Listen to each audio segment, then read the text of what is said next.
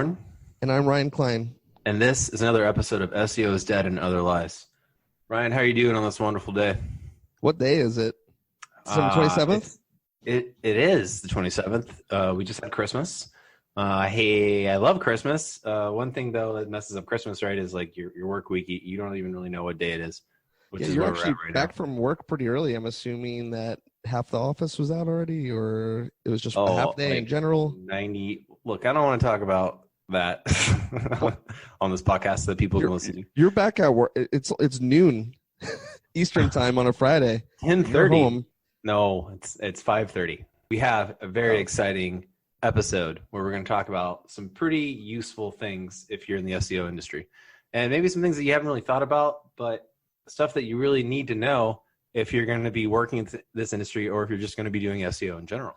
Yeah, I figure this is a good opportunity to go over some of the skills and disciplines that we feel decent, if not very good SEOs typically maintain. And if you were working with SEO and we're going through the list and your SEO doesn't really know how to do any of these things, I'd probably question what the hell they're doing every day. Probably fire them or not hire them. I mean, they don't have to know all these things.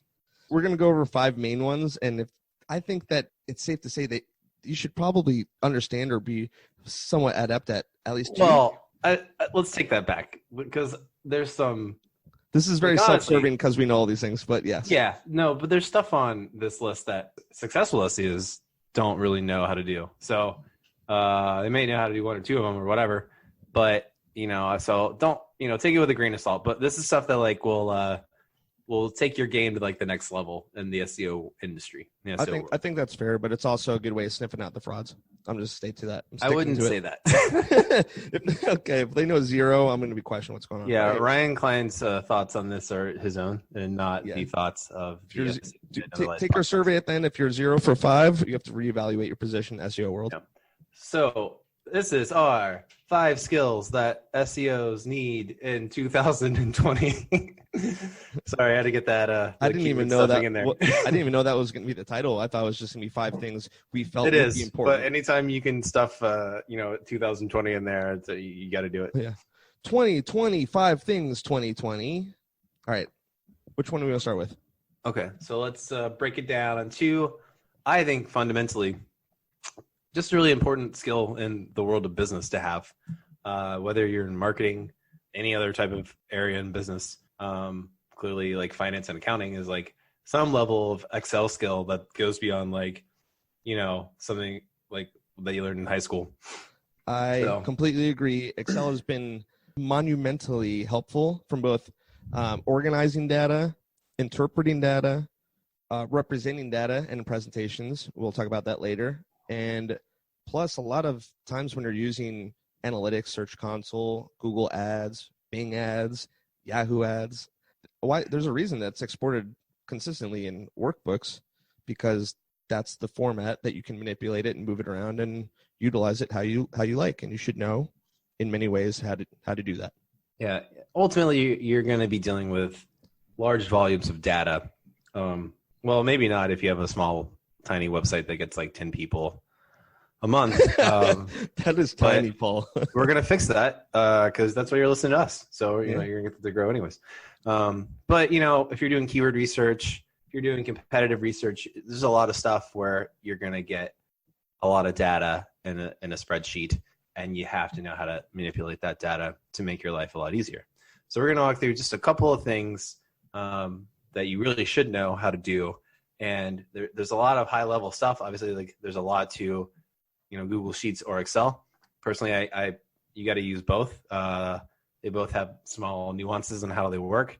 Pretty much work the same way, though, for the most part. I prefer Google Sheets just because I prefer Google products for most anything that's like Office related. But we're going to walk through just a couple of these, and then we're going to link to a really good resource from Distilled that'll kind of teach you some more high-level stuff as well.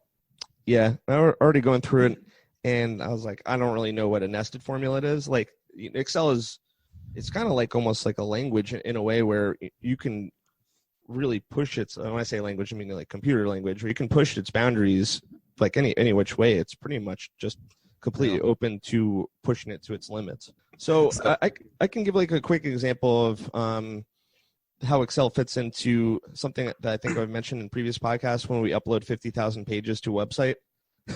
all at once. I mean, that couldn't be possible unless we had Excel. Excel is also good for organizing data that is going to be uploaded, not just downloaded. So an example of kind of multiple things did within Excel to make that happen would be downloading all the cities in the United States and then organizing it easily from a descending order of what the population is, and then deciding to delete all the rows below a threshold that I set for myself, which was 20,000. And then from there, being able to upload it via Excel or CSV most of the times is exactly the preferred format for doing so. Even if you do other types of marketing, like Facebook marketing, right? You want to be able to see matchback data on if your ads are actually like turning into sales, right? So say you collect information on your customers after a sale in like some sort of database, whether it's like, you do it yourself or you have something like a Salesforce or whatever, sometimes, whenever I have to deal with this, there's like hundreds of thousands of customers. So I have to know how to manipulate that data, kind of scrub it, put it into a format that like Facebook really likes. And so just knowing how to do kind of basic stuff to mid-level stuff will make your life a whole lot easier and a whole lot faster. Sure. Another time I've used Excel personally, a little bit more recently, is if you don't want to have like a full-blown CRM for any particular reason. I couldn't really tell you what the good reason would be. Maybe you're kind of just starting off and you don't want to like embrace. Yeah, you know what? Get a CRM. I know. Well, I'm going to give you it. Some of them are free. Okay, well, like just do it. I will say, well, because you want the CRM for automation, which is another skill that we're giving away. Spoiler, but I do like using an Excel in some situations, Google Sheet, because you can do some pretty easy zaps from Zapier or IFTTT with Google Sheets. So, let's say you get a lead comes in, you can zap it from your website into a Google Sheet. And if you share it with multiple people that want to utilize a Google Sheet post to a CRM, you can definitely upload it very easily into its respective columns and rows and use Google Sheets as a CRM and maybe be able to pull additional data maybe you wouldn't typically get from a CRM. Why don't you just give them 4 basic things from this? We're not going to get into detail because we would just be explaining an Excel formula. Yeah. But, if you're going to take something away from what we're talking about, learn what these 4 things are and how to apply them and, just memorize how to do it. One thing that I like using for presentations or reporting is whenever I'm trying to do like landing pages before and after, or like month over month or year after year. Sometimes I do like using Excel specifically by exporting Google Analytics and then getting a CSV from that, and then using that to be able to make pie charts or line graphs or different graphs that are a little bit more accessible than what I might get from someone else's reporting software. So that's like something that I like using Excel a lot for reporting. Yeah, that's a really good point. One of the things though that I think a lot of SEOs don't really even use or know about, which is weird because they should, is like SEO tools for Excel, which is like all of these awesome API connectors and plugins, all these other different tools out there like Ahrefs, or so like you can very quickly like pull in data from all these other tool sets and manipulate that data like really easily within Excel. But that's like kind of like a high level thing. So if you don't know how to do the basics, you don't know how to do like how to manipulate that data to begin with, it's just going to be like completely useless and a waste of like money for you to do that. There's a lot of really, really cool stuff that you can do when you actually kind of learn how to use that tool. And what's great is for the most part, it's free. I mean, Google Sheets is free and you can learn most of the stuff in that you learn in Excel. So I love Excel. I don't know if I'm getting that point across and how often I have Excel spreadsheets up every single day. It's just great for organization of data. Once you kind of do more research, I think it's one of those things, if you already aren't doing Excel and you start getting in there, and you'll kind of open your eyes to all the possibilities you have for organizing and utilizing your data a little bit more than maybe you realized you could previously. And I guess I always kind of had my eye on it just because we were talking about before. My background is in finance and undergrad, and it was in Excel all the freaking time. So I was kind of looked at gathering data from an Excel perspective, I guess, from day one, even when I started doing SEO. I would say text to columns. That would be like one that you're going to want to know how to do. That's amazing. I can't even tell you how many times I've had to drop in a ton of data, and then text to columns helped out tremendously. Yeah, so we're not going to get into explaining it because there's no way you could possibly do that in audio format. But like VLOOKUP, that's another thing that you need to know how to do. What's the word I can never say? Concatenate. No, concatenate. Concatenate. I've never been able to say that word. Oh, I mean, that's amazing for building keywords. So let's say you want to build, 100 keywords all at once. You drop in a bunch of city names, and then in the first column, then the second column, you have another word, and then in the third column, you'll concatenate all of them all together, and you can create dozens, if not hundreds, of keywords all at once. Boom. Saves a ton of time. It's a lot of shortcuts too. There easily could have been a podcast about Excel for SEO, but today's not that day. Pivot tables is another thing you're going to learn how to use, and just a lot of fun learning there. So we don't want to spend too much time on this subject because it's probably pretty boring. I don't know how many people are like tuning out by now about Excel. They're like, I can't see this. I don't understand it. They're saying it's important. I'll just got to take their word for it. Yeah, you got to do it. But we're going to link to that resource. Please check it out. Walk through it. I don't even know people at Distilled. Ryan has his own agency, so it doesn't do us any good to link to this. I thought it was like a whiskey company when you first said it. So. Nah, I wish. But so we're just trying to link to some good resources out there and good education. And also they rank higher than Neil Patel, who I hate. So we're going to move on to creative writing and copy editing skills. I cannot explain to you how important this is, especially in the current environment that Google has thrown upon us. One of the biggest things that you're going to have to do is just create content all the time. Google's a machine that once you got to feed it, and creating good quality content, not just content that is going to be filled with keywords that Google wants, but people will actually read and will actually convert. Pretty important. And you're always going to find yourself needing writers. You can go to Upwork and you can find writers all day, but finding a good writer that's affordable, that's not always easy to do. So from time to time, you're going to have to write the content yourself, or you're going to have to rewrite old content to make it a lot better, or you're going to have to optimize content. So knowing how to actually write a sentence, how to structure an article, and that's going to kind of flow into another skill that we're going to talk about later in this episode, which is creating funnels. So learning how to sort of structure an article that's going to bring someone through it and read through that article and lead them to click to another article is going to be very, very important. And also, you want to make sure that if you do have writers out there that you're paying to do work for you, that they're doing a really good job at it and they're not ripping you off and just charging you a bunch of money for a crap article. Sure. I think at the end of the day, as much as I've hated saying this for a long time, SEO, it's more technical, it's more digital. I'm not a marketer. At the end of the day, SEOs are just marketers. And if you're a marketer, you still have to tell a story. And when you tell a story, it's textual, and then therefore be aware of good copy looks like. SEOs are the ultimate combination of marketers. All right, you got to be everything. You got to know a little bit about everything. So we're the ultimate journeyman here. Yeah, I think that in SEO, I think out of all the 5 ones that we're going to talk about, I think that technically this might be the most important one out of the 5 that we're discussing today, just because it definitely is one of those things that you can be, amazing at building a website and making squeeze pages and then doing automation and every technical aspect, building links. But it's one of those things, if the copy, you don't understand copy, you don't understand the behavior and the psychology of people visiting the website, you're not going to convert anything. You don't understand how to be a person. Yeah. So just give up now. Yeah. So copywriting, I think that it's important for any SEO. I don't think you don't have to write, forever. I personally started off SEO for writing. I was writing for the first year, and then I worked in-house. I wrote for about 3 to 6 months before I stopped. So I wrote pretty consistently for a year and a half, and I still write blogs. It's good to kind of refresh, your memory with how a lot of these things work by writing, doing videos, of course, doing these podcasts. But it's important to kind of build that foundation, what makes great copy. So then you can give feedback to writers or in-house or anything like that. Should know differentiation between a great homepage, about us pages, articles, blogs, white papers, press releases, everything. I mean, you should be aware of what the standards are. At some point, you're going to have to do other stuff, right? You're going to have to do non-SEO stuff. And that might be you have to write an email that goes out in an email campaign, right? Or you have to write some copy for an ad for some sort of ad play, whether it's, it's paid search, whether it's display, you're going to have to do other stuff.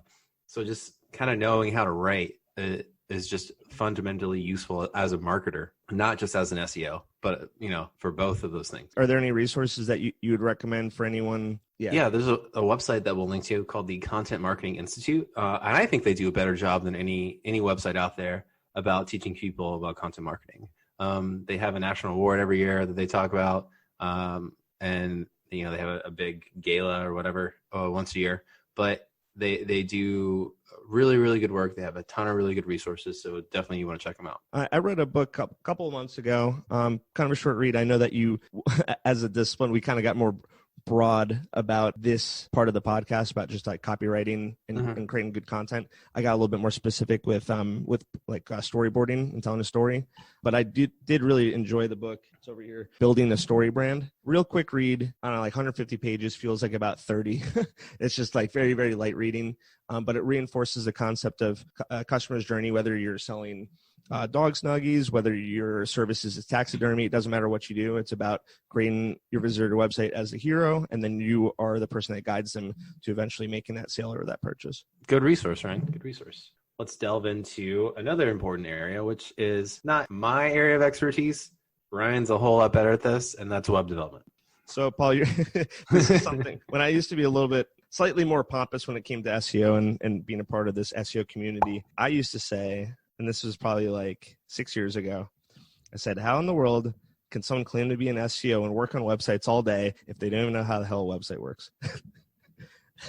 Little did you know. Little did you know that maybe like 90% of SEOs don't really know how websites work that well. And I think one of the only ways you can really figure out how a website works is if you create a lot from scratch. And it's not as important anymore, and I don't want to like belittle any web developers or anyone out there that's their livelihood, because of course it's important.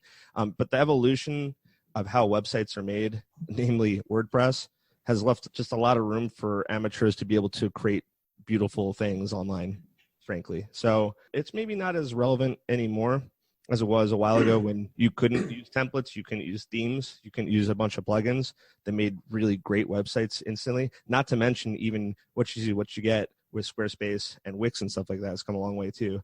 But I feel like it kind of enhances the technical aspect of an SEO. I think it's good. I don't know, from like a philosophical standpoint. No, I think it's important to know how to do that. The reality is, if you work at a large company, they're going to have a team for the most part that does this, and you're not going to have access to it, right?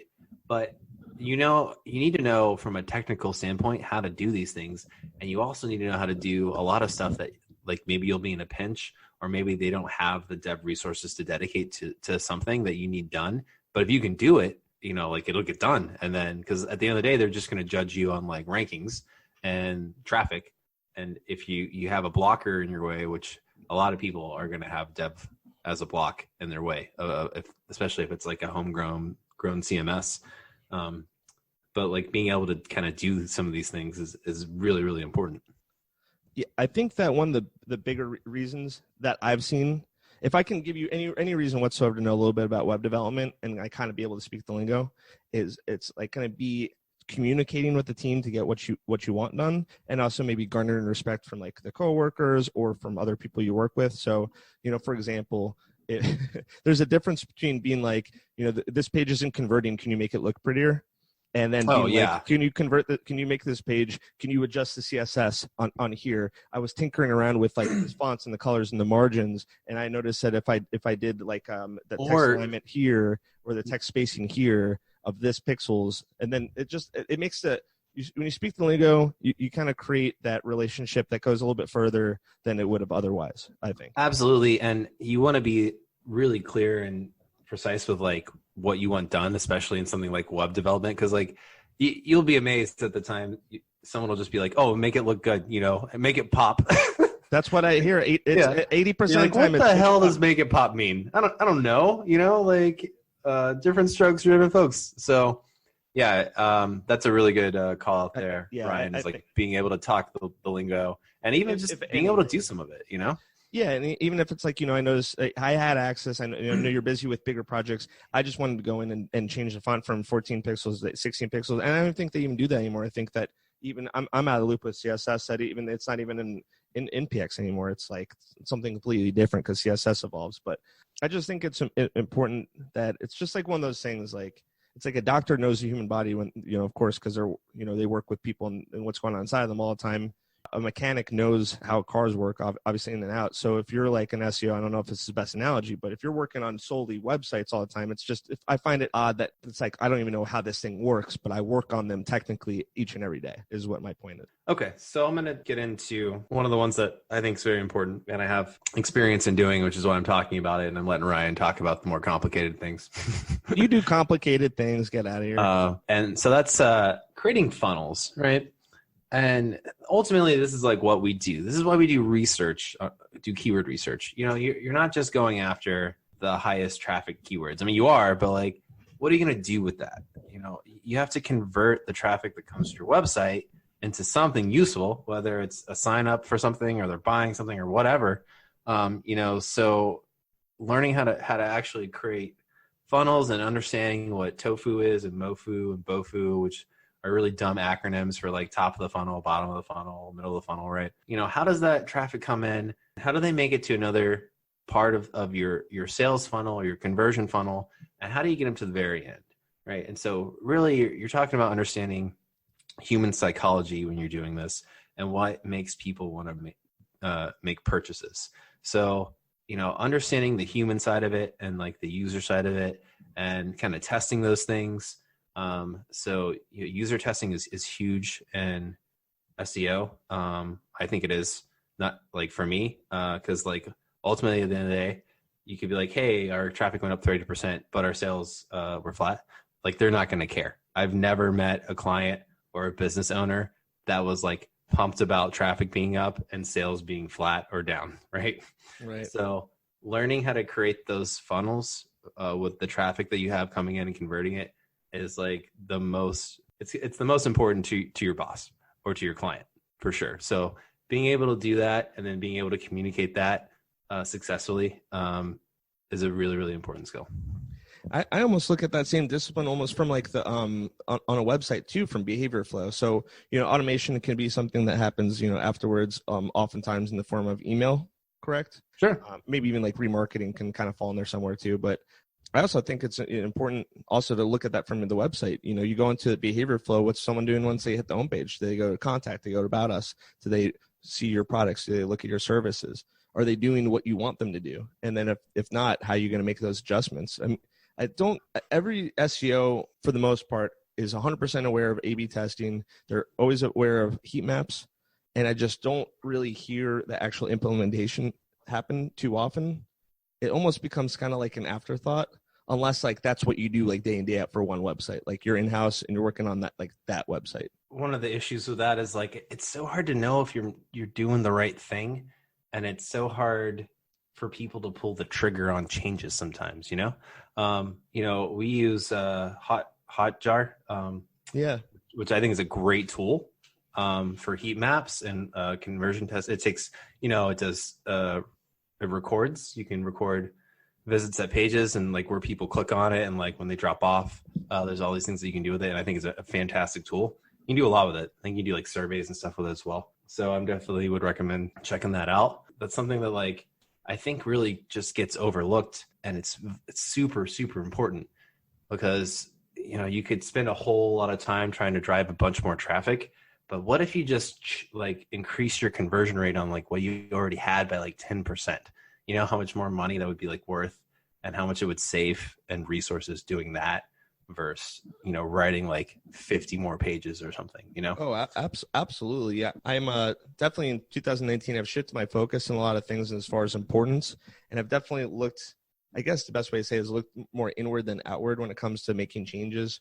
Like a really quick example, I don't to get too off topic, but like for our agency, I don't know if this is like a comparison that kind of makes sense, is like we're like, well, why are we so concerned about getting new clients when we can have just great client experience with our current clients and then upsell them, and upsells could be even more than getting new clients. So it's kind of like true. That it's like that with like the website. Why am I like worried about doing additional marketing and trying to get all that more traffic, where if I can utilize the traffic I have right now and then sell them to them better? A lot of times the 80-20 rule is exactly accurate.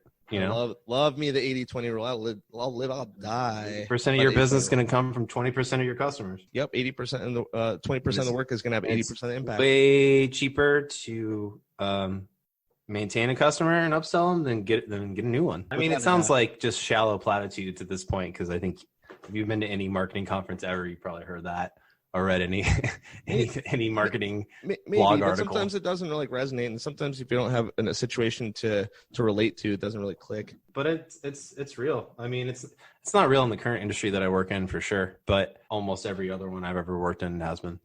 Platitudes followed by attitudes. Platitudes and attitudes. What a great song. So yeah, I mean, funnels across the board. I mean, talking about, leveraging traffic when it goes offsite, leveraging the traffic when it's on site. I mean, I think that it's good to kind of have. I like the mentality where if someone that's a qualified visitor to your website and they didn't contact you or buy your product, what did you do wrong? Like, what could you have done better? Yeah. Why didn't they want it? Yeah, it doesn't matter if you get 1,000 people, 10,000 people a day. It's still, you should still be consideration. That person could have been like a perfect ideal client, or they could have been a lifetime client. The lifetime value could have been who even knows. It's not you, it's me. It's good to get into that mentality. It's like Woodward. Oh yeah, Matthew Woodward. Oh, yeah, I mean, I still kind of like the idea of, your website is still like, look at it more like a storefront. It's still someone that actually is coming into like your store, whether it be digital or physical. They're walking around browsing, looking at stuff. And then if they just walk out without buying something, you're kind of like, what the hell would I do? Yeah. What could I have done better? Definitely. And so let's break it down into one last super technical one that Ryan, I'm going to let you take this one, and that's Python skills. So this one's going to be a little bit short, but it's something for consideration. If you already a programmer, you're working in iterative languges, and you want to learn programming. It is just it's just straight up as computer programming. So another reason I was exposed to this is just from the post grad, doing a little bit of computer science stuff, but I was trying to do a lot of crawling type of programming via Java, and then I found out through Python that Python's actually really built for it. So if you kind of are already in that mindset, or if you feel like you're up for a little bit of a challenge because no one said program is easy, Python is actually very ideal for doing an array of interesting processes for you. So for example, I did one where I fed it and also works in tandem very well with Excel. So basically you'll create your little program. It'll reference in Excel. And then in this Excel, I had a list of like several hundred websites. And I was basically having the Python program crawl those websites one by one with a little bit of a delay. And each one, if it had like an error, like a 404 or a certain different kind of error for a website that's down, I knew that the domain was available essentially. So I used Python to basically create a list of domains that were for sale from a much bigger list. And then let it run overnight, and that's good for building PBNs or redirecting or finding own domains for your own projects. Not that we'd ever build such things. Yeah, well, if anyone's been listening, they know that like probably 15 podcasts we've mentioned it. So I've used it to find different response codes for finding available websites. I've used it. You can use it like potentially for audits. So you can use Python to crawl your own website or other people's websites to give you different responses for like if a meta title is too short, if it's too long, or its description, if there's certain keywords that appear too many times. I mean, it's going to sound like it's a lot of things that probably typical SEO tools can do for you already. But isn't it so much more fun to do it on your own? Yeah. It's like, why buy ketchup when you can make it yourself? Oh yeah, days. I love when people present me with homemade ketchup with chicken nuggets or bring over. I was watching a video on that the other day. Actually, this guy on YouTube made his own ketchup, and he was like, yeah, when you're done with it, you'll like it almost as much as the store-bought ketchup that you buy. And then, was it worth it? And he was like, hell no, it wasn't worth it. You gotta be out of your mind. Tell me about that. Oh yeah, it's just like a pain. But there's satisfaction that comes with things like that, the projects. And when you work on things like this too, it kind of expands kind of like your creativity a little bit. And then you're like, well, if I can do this, can I do this? And if it does this, can I do this? And but there's honestly there's a lot of stuff that you can make the process just go like a lot faster if you learn how to do. Yeah, and I can tell you like probably the most ambitious thing I did on Python with a friend of mine that is a lot better at Python, but it kind of laid the groundwork up for it, is we came up with a project for we were going to try to create a foot in the door for Market My Market for people that have bad reviews. So if they were like on Google and they had like a 3.0 or lower, we would pretty much automate an email that tried to get them to like come to a website and possibly purchase a product that would help with the reviews. So what we did was, if you typed in a profession or like a typical store, like a grocery store or like physician or hairdresser or whatever, it would basically crawl every single one via Google Maps in every major city in the United States, export it to Excel, and it would export the name of the business, the URL, the phone number, how many reviews they had, what the average rating was, and like one other thing. And then you could take that Excel, then you plug that into pretty much just like a MailChimp or whatever with columns, for the autofill or the merge tags. And basically, in a matter of only like a few hours, it would automatically send out dozens, if not hundreds of emails that are basically like, hi, I was on so-and-so website for you located at this address, and I found out that you have X amount of reviews with this average rating. It is important that your rating. This is bad. It's better to have a rating with this. Can I give you a call at the number and then discuss what, how we can help you do next? Yeah. So that's something that Python does. It just completely creates a whole process of just automation where you can get leads, you can get information that you're looking for, you can keep tabs on competition. I mean, it's just it's Ryan, did it work at all? That one, yeah, I got some leads, but they were all cheap, so it didn't really work out. I might give it I might give it a go again. I mean, just because it's custom. Yeah. We try to actually talk to GatherUp or Bird Eye about the code, but never really panned out. Oh, well, there you go, man. That's our 5. That's our 5 skills. We did it. We covered it. Wow, you still here? Those are 5 ones I definitely think that would just get you thinking like on a different level. I think it's a combination between technical and necessity and really just the skill and the value of any SEO. The skill set. Yeah. So, we wanted to say thanks to all of our listeners. We really appreciate you guys. We have some really good podcasts coming up next year. We have some pretty good guests coming on at the beginning of January. And I'm actually really, really excited for like the next 2 episodes that we're going to put out, what we're going to be talking about.